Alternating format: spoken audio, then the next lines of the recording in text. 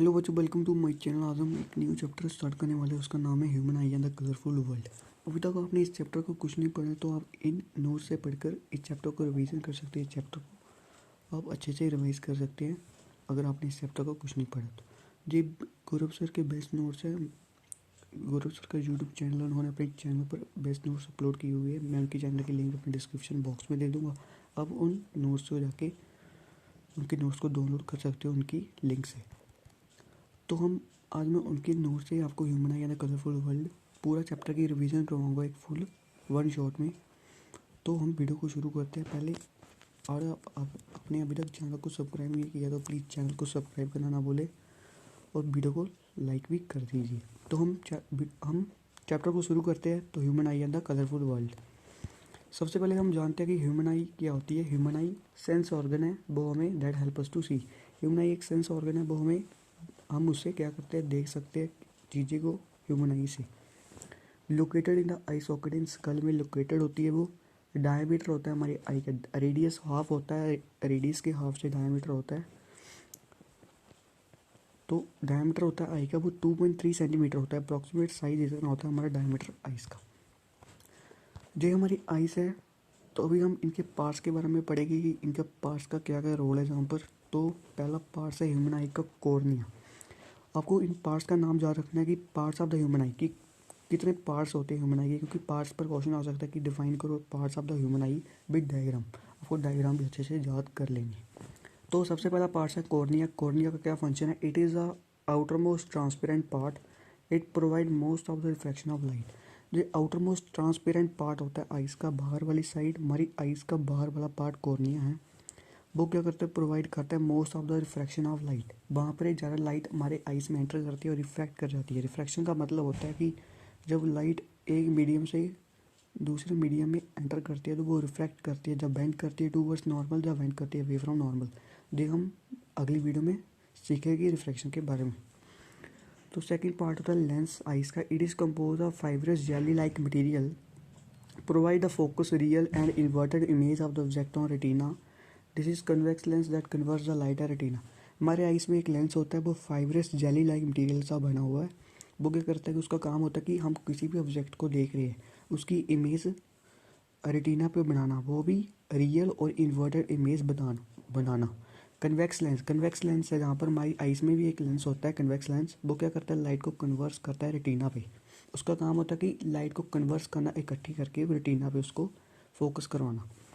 तो अगला पार्ट है आइरिस। आइरिस होता है हमारे डार्क मस्कुलर डायफ्राम है आइस में। वो क्या करता है, साइज को कंट्रोल करता है पोपिल का। पोपिल के साइज ज़्यादा कम होना वो आइरिस का काम होता है।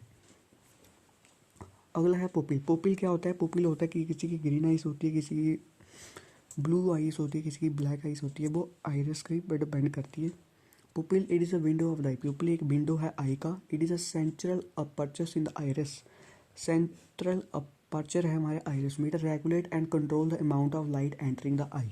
पुपिल एक विंडो है हमारी आई की। वो सेंट्रल अपर्चर है आइरिस में। वो क्या करता है, रेगुलेट करता है कि कितनी लाइट हमारे आइस में एंटर होनी चाहिए। अगर हम किसी ऑब्जेक्ट को देख रहे हैं, कोई चीज़ को देख रहे हैं, उसमें अगर कोई लाइट वाला उसमें ज़्यादा लाइट एंटर हो रही है, मोबाइल फ़ोन है उसमें ज़्यादा लाइट है, तो वो हमारे आइस को इफेक्ट कर सकती है। तो उसका काम होता है कि लाइट को कंट्रोल करना, कि अगर ज़्यादा लाइट हमारे आइस में एंटर हो रही है तो कुछ लाइट को रिफ्लेक्ट करना, और इतनी आइस को ज़रूरत है उस लाइट की, इतनी लाइट को हमें आइस में भेजना, वो पोपिल का काम होता है। तो हम अगले पार्ट पे चलते हैं, सिलरी मसल। सिलरी मसल क्या होता है? The hold the lens in position, help in modifying the curvature of lens. Ciliary muscle होती है हमारे आइस में प्रेजेंट होती है। उसका काम होता है कि लेंस को एक जगह पे रखना, हिलाना नहीं, और मॉडिफाई करना कर्वेचर ऑफ द लेंस। तो हम सिलरी मसल के रोल के बारे में आगे पढ़ेंगे। तो अगला सिक्स पार्ट है हमारा retina. It is a delicate membrane having enormous number of light sensitive cell. उसमें डेलिकेट मेम्ब्रेन होती है रेटिना पे, वो उसमें बड़े सारे लाइट सेंसिटिव सेल होते हैं। अगला पार्ट है हमारा ऑप्टिक नर्व। ऑप्टिक नर्व का क्या काम होता है कि ट्रांसमिट करना है इंफॉर्मेशन को रेटिना से ब्रेन तक। रेटिना पे पास वो इंफॉर्मेशन आती है, वो ब्रेन तक जाने का काम ऑप्टिक नर्व का काम होता है। ऑप्टिक नर्व का काम होता है जी। अगला blind spot, the point at which the optic nerve leaves eye. उस पॉइंट के बीच ऑप्टिक नर्व आइस को छोड़ती है, तो उसको ब्लाइंड स्पॉट कहते हैं। अगला है एक्वस ह्यूमर और बीटरस ह्यूमर, ये मोस्ट इंपॉर्टेंट है।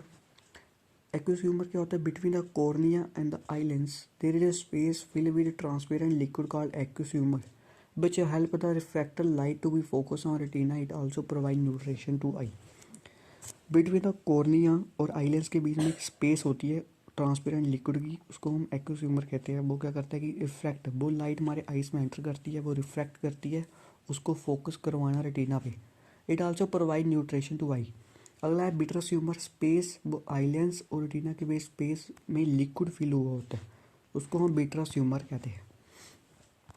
जो अगला बॉक्स में कुछ पॉइंट दिए हुए, जो मोस्ट इंपॉर्टेंट पॉइंट है कि हमारे आइस का फार पॉइंट कितना है, हम कितना दूर तक दे सकते हैं। Maximum distance to which I can see clearly is far point of eye. बच्चों मैक्सिमम डिस्टेंस मतलब कि ज़्यादा से ज़्यादा डिस्टेंस हम आई किसी ऑब्जेक्ट को साफ तरीके से अच्छे से देख पाती है, वो हमारा फार पॉइंट ऑफ आई होता है। फॉर ए नॉर्मल आई उसकी वैल्यू इन्फिनिटी तक जाती है। अगला है near point of I. Minimum distance eight which object can seen most distinctly without any strain is called least distant of vision. कोई बार पूछा जाता है कि least distant distance of distant vision क्या होता है, तो मिनिमम डिस्टेंस मतलब कि कम से कम दूरी पर हमारी हम ऑब्जेक्ट को देख पाते हैं विदाउट एनी स्ट्रेन, तो वो distant vision. For a normal eye उसकी वैल्यू 25 सेंटीमीटर होती है, हम ऑब्जेक्ट को 25 सेंटीमीटर तक देख सकते हैं किसी की नॉर्मल आई है तो। Range of the human vision is 25 centimetre infinity. वो रेंज होती है ह्यूमन विजन की देखने की, 25 सेंटीमीटर से लेकर इन्फिनिटी तक हम देख पाते हैं। अगला मोस्ट इंपॉर्टेंट टॉपिक है पावर ऑफ अकोमोडेशन। इस पर क्वेश्चन पूछा जाता है। पावर ऑफ अकोमोडेशन होता है it is ability of the eye lens to adjust its focal length. Ability होती है आई की लेंस की फोकल लेंथ को एक जगह एडजस्ट करना। जहाँ पर हिंदी में लिखा हुआ है किसी ऑब्जेक्ट को क्लियर देखने के लिए उस पर फोकस करने के लिए फोकल लेंथ चेंज करनी होती है। अगर हमने किसी ऑब्जेक्ट को क्लियर देखना है, ऑब्जेक्ट साफ नहीं दिख रहा तो उसको क्लियर देखना है, तो वो हमने उस पर फोकस करने के लिए हमें क्या करनी पड़ती है, अपनी फोकल लेंथ को चेंज करनी होती है। अगर ऑब्जेक्ट हमारे पास में है तो हमें फोकल लेंथ कम करनी होगी, अगर ऑब्जेक्ट दूर है तो फोकल लेंथ बढ़ानी होगी।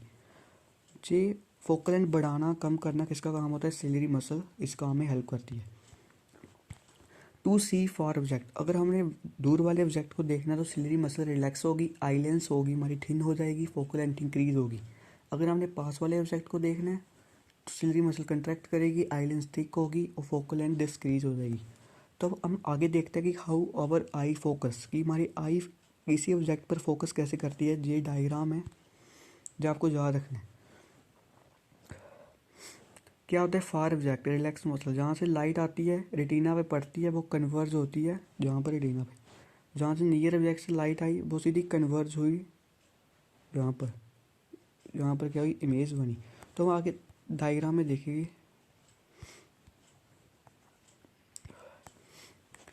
तो अभी मोस्ट इंपॉर्टेंट टॉपिक पे चलते हैं, मायोपिया। एग्जाम में क्वेश्चन पूछा जाता है डिफाइन मायोपिया, हाइपरमेट्रोपिया, प्रेसबायोपिया। तो मायोपिया होता है नियर साइटेडनेस, दूर की नज़र कमज़ोर होना। अगर किसी की दूर की नज़र कमज़ोर होती है तो उसको कौन सी डिसीज़ हुई होती है? मायोपिया। मायोपिया को आपने डिफाइन कैसे करना है? Myopic person can see nearby object clearly but can not see distant object clearly. वो मायोपिक पर्सन होता है, वो पास वाले ऑब्जेक्ट को अच्छी तरीके से देख पाता है पर वो दूर वाला ऑब्जेक्ट को अच्छी तरीके से नहीं देख पाता, उसको कौन सी डिसीज़ हुई है? मायोपिक। उस केस में इमेज कहाँ बनेगी? उस केस में इमेज बनेगी फ्रंट ऑफ द रेटिना। इस केस में हमारे रेटिना के सामने इमेज बनेगी। कॉजिस ऑफ मायोपिया, कि क्या कॉजिस है कि उसकी वजह से हमें मायोपिया होता है? Excessive curvature of eye lens, stretching of eye ball के कारण ही हमें मायोपिया डिसीज़ होती है। अभी करेक्ट कैसे करना है हमें इस मायोपिया को? अगर हमें मायोपिया डिसीज़ हो गई है तो हम इसको करेक्ट कर सकते हैं by using concave lens of appropriate power. Concave lens को हम यूज़ कर सकते हैं। In a myopic eye image of the distant object is form in front of the retina. हाँ, इन मायोपिक पर्सन में इमेज बनती है front of the retina. Far point होता है मायोपिक आई का, वो कम इन्फिनिटी से कम होता है। जहाँ पर देख पा रहे जो इमेज बनती है जो फ्रंट पे बन रही है रेटिना के। वो कनकेव लेंस हमें कहाँ पर, अगर हमें इमेज देखना है कनकेव लेंस को हमें फ्रंट ऑफ द आई में प्लेस करना पड़ेगा कि हमें वर्चुअल इमेज मिले डिस्टेंट ऑब्जेक्ट की फार point of the myopic eye. ये करेक्शन की इमेज है कि अगर हमारी आई को डिफेक्ट हुआ है तो हमने क्या करना है कि कनकेव लेंस लगाना है, हमें कनकेव लेंस लगाना है, हमें स्पेक्टिकल्स लगाने हैं कनकेव लेंस के। हमें ऑब्जेक्ट को हमें अपने लेंस को रेटिना के फ्रंट पे रखना है। ऐसे ही लाइट आई वो डाइवर्ज, कनकेव लेंस क्या होता है, डाइवर्जिंग लेंस है, वो लाइट को डाइवर्स करता है, उधर उधर फैलाता है। तब लाइट कनकेव लेंस पर लक्स तक पहुंचती है तो वो डाइवर्स होती है, डाइवर्स होकर रेटिना का क्या काम होता है, अगर लाइट आई वो कनकेव लेंस पर पड़ती है तो कनकेव लेंस लाइट को उधर उधर फैला जाता है, वो डाइवर्स करता है। आगे वो लाइट है रेटिना पे पड़ती है, रेटिना का काम होता है कि लाइट को कन्वर्स करना, तो इमेज हमारी रेटिना पे बनती है। अगला है हाइपरमेट्रोपिया के बारे में बात करते हैं। फार साइटेडनेस, पास की नज़र इसमें कमज़ोर होती है। Affected person can see far object clearly but can not see nearby object clearly. Affected person वो दूर वाला ऑब्जेक्ट को अच्छी तरीके से देख पाता है पर वो पास वाला ऑब्जेक्ट को नहीं देख पाता। नियर पॉइंट उसका मूव्स अवे हो जाता है। इमेज कहाँ बनती है, बिहाइंड द रेटिना। मायोपिक के केस में इमेज बन रही थी फ्रंट ऑफ द रेटिना, इसमें बिहाइंड द रेटिना, उनकी रेटिना के पीछे इमेज बनती है। हाइपरमेट्रोपिया होने के क्या कॉजेस हो सकते हैं। फोकल लेंथ, हमारी फोकल लेंथ होती है आई की, वो ज़्यादा हो जाती है, जो आई वॉल छोटी हो जाती है। अभी हम पढ़ते हैं बच्चों इसमें कि करेक्शन के बारे में, कि हम अगर हमें हाइपरमेट्रोपिया डिसीज़ हो गई है तो हम इसको करेक्ट कैसे कर सकते हैं। It is done by using convex lens with appropriate power. हमें कन्वेक्स लेंस लगाना पड़ता है, उससे ये डिसीज़ हम करेक्ट कर सकते हैं। हाइपरमेट्रोपिक आई मेज of the distant object is behind the retina, retina के पीछे बनती है। नियर पॉइंट, बल्कि नियर पॉइंट होता है हाइपरमेट्रोपिक आई का 25 सेंटीमीटर से हमारा ज़्यादा होता है। अभी हम जो डायग्राम बनाना बहुत जरूरी है। डायग्राम के मार्क्स होते हैं कि correction of hypermetropia, convex lens place in front of the eye to form real image of the near object. अगर हाइपरमेट्रोपिया डिसीज हुई है तो कन्वेक्स लेंस को हमने प्लेस करना है कहाँ पर, फ्रंट ऑफ द रेटिना पे, कि वो रियल इमेज बनाए पास वाले ऑब्जेक्ट पे, रेटिना पे। अगला केस है presbyopia, most important old age hypermetropia भी कहती है। अगर किसी बुजुर्ग लोग हैं उसकी पास की नज़र क्या होती है, ख़राब होती है। कुछ लोग बल्कि बुजुर्ग लोगों की पास की नज़र ख़राब होती है, उनको कौन सी डिसीज हुई होती है, presbyopia. It's a defect of vision to which old person can not see near object clearly due to loss of power of accommodation of eye. एक डिफेक्ट होता है उसमें, ओल्ड पर्सन, बूढ़े पर्सन नियर ऑब्जेक्ट, पास वाले object को भी नहीं देख पाते क्योंकि उनका पावर ऑफ एकोमोडेशन है वो लॉस हो गया है। मैंने आपको बताया था अभी पावर ऑफ एकोमोडेशन क्या होता है।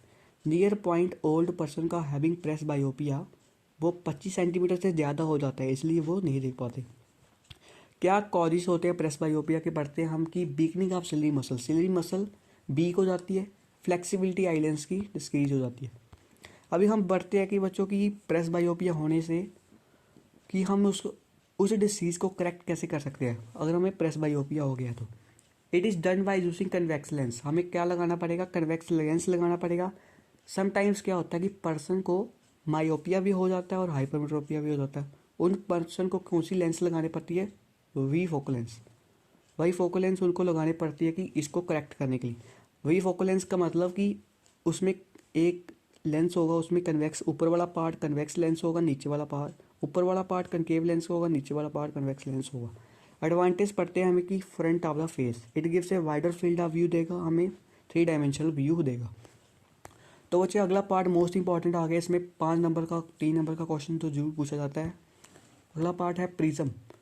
प्रिज्म क्या होता है, it is a pyramidal piece of glass with 2 triangular base and 3 rectangular faces. Pyramid की सेम में होता है, वो 2 ट्रायंगुलर वेस है, 3 रेक्टेंगुलर फेसेस है। अभी हम पढ़ेंगे कि dispersion of white light by glass prism, कि वाइट लाइट ग्लास प्रिज्म से डिस्पर्स कैसे होती है। डिस्पर्जन का मतलब कि अगर कोई लाइट प्रिज्म से टकराती है वो 7 कलर में स्प्लिट होती है, उसको हम डिस्पर्जन कहते हैं।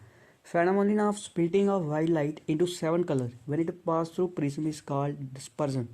कि कोई वाइट लाइट है वो प्रिज्म्स के पास टकराई, वो 7 कलर में क्या हुई, स्प्लिट हुई, उसको हम डिस्पर्जन कहते हैं।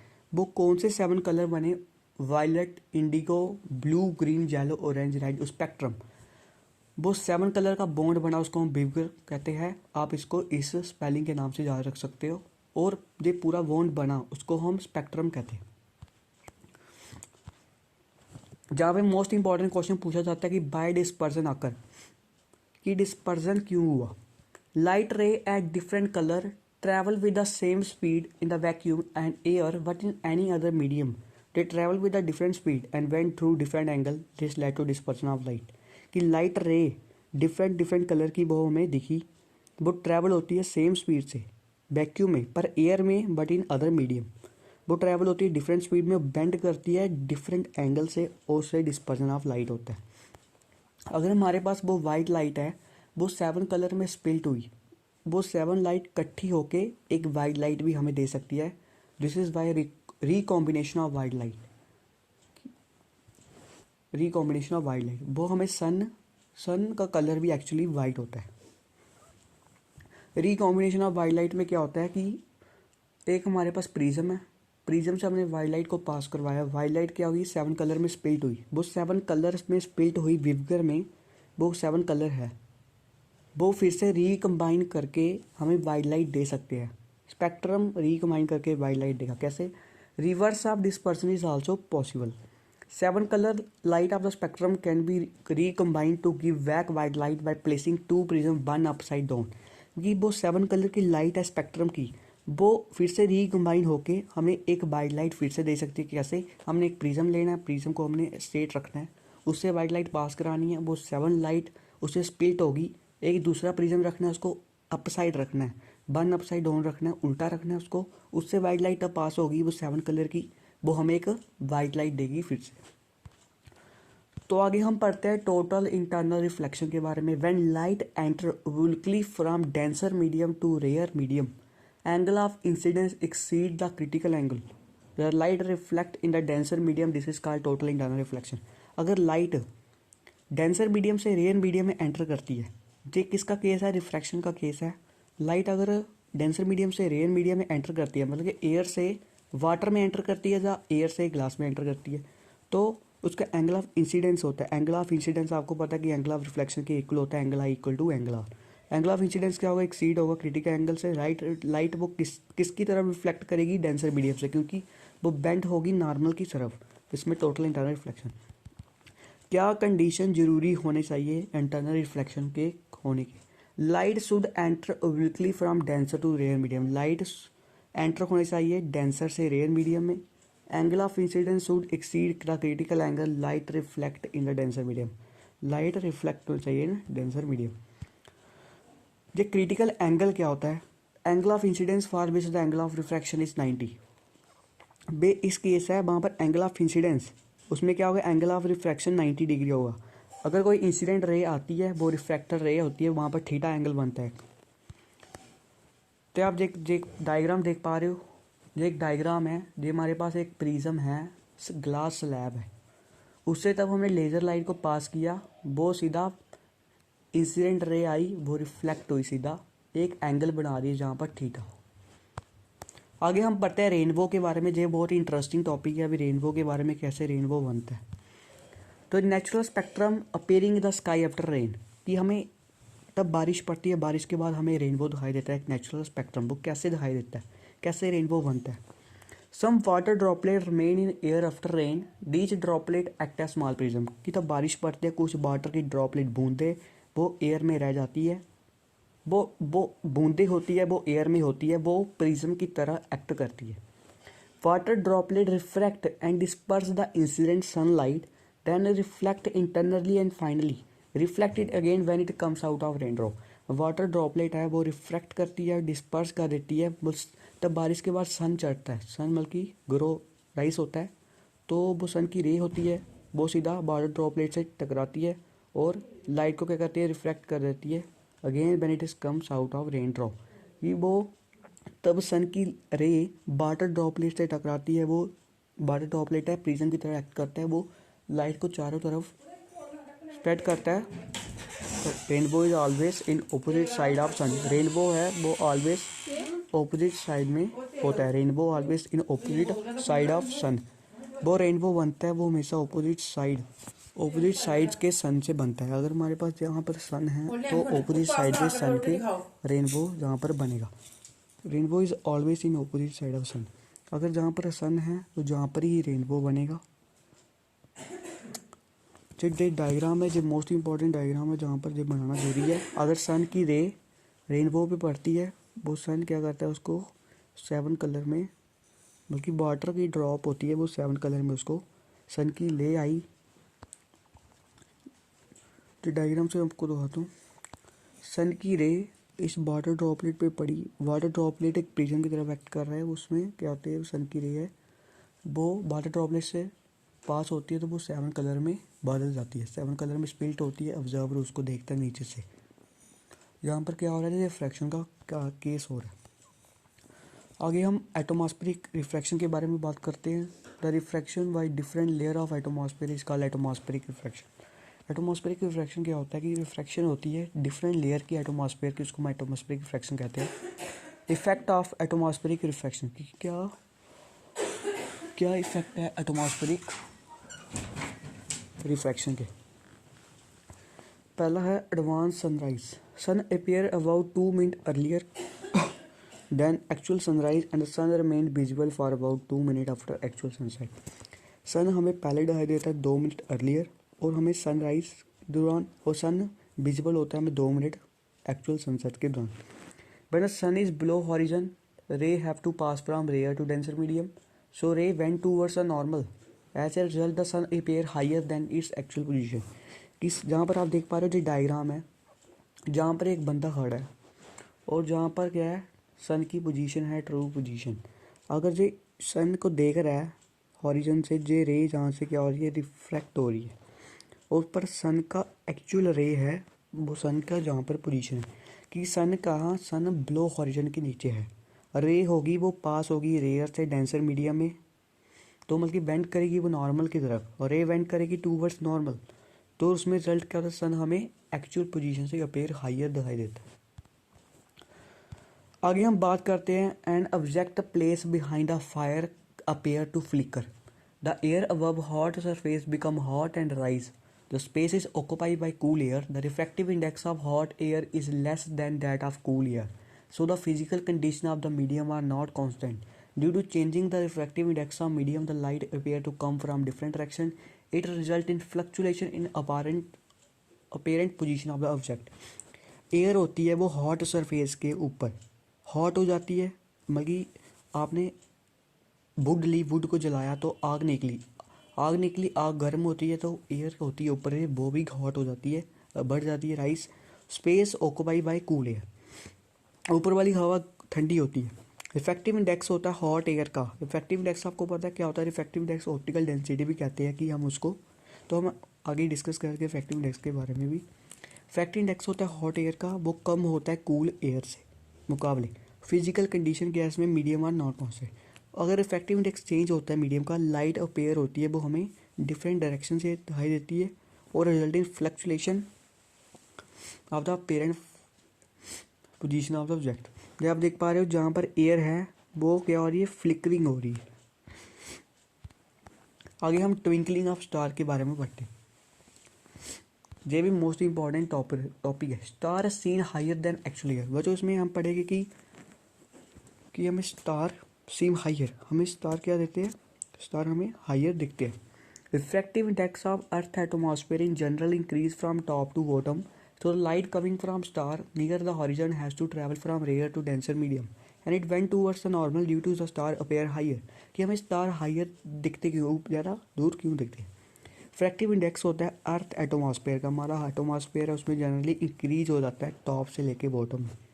तो लाइट होती है वो स्टार से आती है, मतलब कि मान लो आप जहाँ पर खड़े हो, लाइट है वो स्टार से आ रही है, नियर द हॉरिजन के पास होती है, वो ट्रैवल करती है रेयर से डेंसर मीडियम। आपको पता है कि अगर कोई ऑब्जेक्ट लाइट अगर रेयर से डेंसर मीडियम में एंटर करती है तो वो हमेशा बेंड करती है टूवर्ड्स नॉर्मल से, और उसकी वजह से हमें स्टार क्या होता है, हायर दिखता है अपेयर।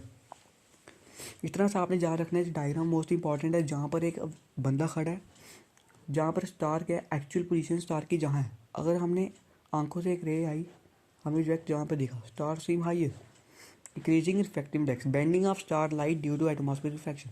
जहाँ पर क्या हुई, स्टार की लाइट है वो बेंड हुई क्योंकि एटमॉस्फेरिक रिफ्रैक्शन के बारे में, एटमॉस्फेरिक रिफ्रैक्शन की वजह से। अगला भी मोस्ट इंपॉर्टेंट टॉपिक है इसमें, ट्विंकलिंग ऑफ स्टार की स्टार एक्चुअल में ट्विंकल क्यों करते हैं। अगर आप स्टार को देखोगे वो शाइन करते हैं, ट्विंकलिंग इफेक्ट दिखाते हैं, तो ट्विंकल एक्चुअल ट्विंकल क्यों करते हैं, तो हम पढ़ते हैं इसके बारे में बच्चों। तो star are very far from us so the behave as point source of light. Since the physical condition of the earth atmosphere are not constant, the light from the star appear to be come from different direction. This result in fluctuation of apparent position of star. Star है वो हमारे से बहुत दूर है, तो वो behave करते हैं कैसे, एक point source of light. Physical condition atmosphere की कांस्टेंट नहीं होती। लाइट फ्रॉम द स्टार है वो डिफरेंट डायरेक्शन से आती है। अगर सन दूर है वो लाइट डिफरेंट डायरेक्शन से आती है। अगर आप स्टार को देखते हैं वो ट्विंकल करता है, क्योंकि वो हमारे एटमॉस्फेयर में बहुत सारी लेयर होती है। सन की लाइट है वो हर एक मीडियम से पार कर करके आती है। वहाँ से क्या होती है, हर एक मीडियम से हमारी सन की लाइट निकलती है। ट्रोपोस्फेयर, स्ट्रेटोस्फेयर जो हमारी सभी लेयर है इनसे निकलती है। जहाँ से लाइट क्या होती है, जहाँ से लाइट रिफ्लेक्ट करके आती है, रिफ्लेक्ट करते आती है, हर लेयर से पास होकर रिफ्लेक्ट करती है। रिफ्लेक्ट करने से हमें क्या होता है कि हम स्टार को देखते हैं, वो स्टार की एक्चुअल पोजीशन नहीं देखते। उससे क्या होता है कि फ्लक्चुएशन होती है पोजीशन ऑफ द स्टार, हमें स्टार शाइन करके दिखते हैं। Amount of light coming from the star also vary due to changing effective index of atmosphere. कि अमाउंट है लाइट का वो स्टार से आती है, वो भी वेरी करती है कि कितना रिफ्रैक्टिव इंडेक्स हमारे एटमॉस्फेयर का है, एटमॉस्फेयर की लेयर का कितना refractive index. Star appear bright when more light from star reaches our eye and star appear dull when less amount of light reaches our eye. This cause the twinkling of star. Star हमें bright दिखता है तब ज़्यादा light star से हमारी आंखों में पड़ती है। ज़्यादा लाइट अगर हमारी स्टार की आंखों में पड़ती है उससे हमें स्टार क्या होता है, ब्राइट दिखता है। और स्टार अपीयर होता है डल, तब हमारे आंखों में डल मतलब कि शाइन करके नहीं दिखता, तब लाइट उसमें हमारे आंखों में कम एंटर करती है। This cause the twinkling of star. अगला मोस्ट इंपॉर्टेंट क्वेश्चन एग्जाम में पूछा जाता है, why do planet not twinkle. कि अगर सन ट्विंकल करते हैं, तारे ट्विंकल करते हैं, तो प्लैनेट ट्विंकल क्यों नहीं करता, प्लैनेट क्यों नहीं ट्विंकल करता। Planet are much closer to the earth and are considered to the collection of many point size source of light. The total amount of light that enter our eyes from all individual point size source will average out to zero, nullifying the twinkling effect. Planet हमारे star हमारे earth के बहुत close नहीं होते, star trillion बहुत दूर है। Planet are much closer to earth, planet पास में है हमारे अर्थ के। और consider to collection of many point size source of light. Total amount of light है वो हमारे आंखों में एंटर होती है, इंडिविजुअल पॉइंट से होती है, वो एवरेज हो जाती है कितनी, 0। वो नलीफाई कर देता है ट्विंकलिंग इफेक्ट को। अभी हम एक लास्ट टॉपिक है स्कैटरिंग ऑफ लाइट पढ़ लेते हैं। Refraction of light from an object in all direction का scattering of light. Scattering of light का मतलब रिफ्लेक्शन होती है। रिफ्लेक्शन का मतलब क्या होता है कि अगर इंसिडेंट रे कोई रे आती है वो क्या होती है, रिफ्लेक्ट कर जाती है, मतलब टकरा के सीधा वापस चले जाती है, तो उसको हम रिफ्लेक्शन कहते हैं। रिफ्लेक्शन होती है लाइट की ऑब्जेक्ट की किसमें, सभी डायरेक्शन में। It depend on the size of particle, वो किस पे डिपेंड करते हैं कि कितना रिफ्लेक्ट होना है, size of the particle. Small size particle scatter blue colour of light shorter wavelength. अगर पार्टिकल का साइज छोटा है वो स्कैटर करेगी ब्लू कलर की लाइट ज़्यादा, शॉर्टर वेवलेंथ होती है उसकी। मीडियम साइज पार्टिकल स्कैटर करेगा रेड कलर, उसकी लॉन्गर वेवलेंथ है। लार्जर साइज पार्टिकल स्कैटर करेगा all the colour of light, उसी की वजह से वो अपीयर करते हैं ब्लू। आपको ये याद रखना है कि स्कैटरिंग है, स्कैटरिंग डायरेक्टली प्रोपोर्शनल होती है वेव लेंथ के। आगे बढ़ते हैं हम effect of scattering of light. क्या इफेक्ट होता है स्कैटरिंग ऑफ लाइट। पहला है Tyndall effect. Earth atmosphere is heterogeneous mixture of minute particles of smoke, tiny water droplet, dust in air which become visible due to scattering of light. Earth का atmosphere है वो heterogeneous mixture है, minute particles of smoke का, tiny water droplet, dust in air which become visible due to scattering of light. Causes of color of sky is blue. Upper layer of atmosphere contain very small particles of water vapor and gases. These particles are more effective in scattering of light of shorter wavelength. Mainly blue color, so sky appear blue. This Tyndall effect पढ़ते हैं हम। Tyndall effect क्या होता है। Tyndall effect earth atmosphere में एक heterogeneous mixture है, minute particles of smoke, tiny water droplet, dust in air, which become visible due to scattering of light. ये अर्थ का एटमॉस्फेयर है वो हेट्रोजीनियस मिक्सचर है, स्मोक से बना है, टाइनी वाटर ड्रॉपलेट है, डस्ट होती है एयर में, वो हमें विजिबल तब होती है due to scattering of light.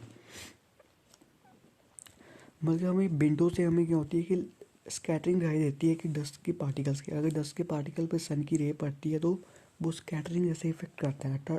Earth का एटमॉस्फेयर हेटेरोजीनियस होता है। और स्मोक से है, पार्टिकल्स है, टाइनी वाटर ड्रॉपलेट होती है, डस्ट होती है एयर में, वो हमें दिखाई देती है, तब लाइट स्कैटर होती है उससे। अगला टॉपिक है colour of the sky is blue, कि हमें अर्थ का एटमॉस्फेयर हमें स्काई ब्लू क्यों दिखता है। Upper layer of atmosphere contain very small particles of water vapour and gases. These particles are more effective in scattering of light of shorter wavelength, mainly blue color, so sky appear blue। कि upper layer, ऊपर वाली layer atmosphere की, उसमें छोटे छोटे particle होते हैं water vapour के, गैसेस के। पार्टिकल्स क्या करते हैं, इफेक्टिव होते हैं कि स्कैटर करें लाइट किसकी, शॉर्टर वेवलेंथ की। मैनली ब्लू कलर होता है, उसकी वेवलेंथ शॉर्टर होती है, सो स्काई हमें उसकी वजह से ब्लू दिखता है। If the earth had no atmosphere then there would not have been any scattering of light because at higher altitude there are no particles. That's why sky of the other planet is dark, because there is no atmosphere in planet like Mars, so sky appear dark to astronaut in space or to a passenger of jet plane. Earth had no atmosphere, then there would not have been any scattering of light because of higher altitude. If the earth had no atmosphere, अगर अर्थ में कोई atmosphere नहीं है तो उसमें कोई भी scattering नहीं होगी लाइट की, बिकॉज हायर एल्टीट्यूड के कारण नो पार्टिकल्स, कोई भी पार्टिकल्स नहीं होगा।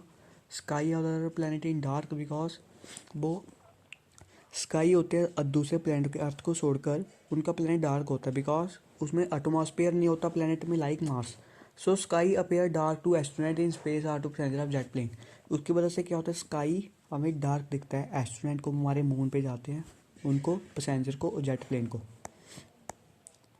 अगला टॉपिक पढ़ते हैं हम last, danger of sign of red colour. Red is the least scatter colour, वो कम स्कैटर करता है। It is least scatter by fog and smoke can be seen as same colour over a long distance, so danger sign are made in red colour. Red is the least scatter colour, वो कम scatter करता है, और least scatter करता है bye fog smoke, वो हमें same colour में दिखाई देती है लॉन्ग डिस्टेंस पर। वो डेंजर साइन हमें रोड में डेंजर साइन हमें चूज करते हैं।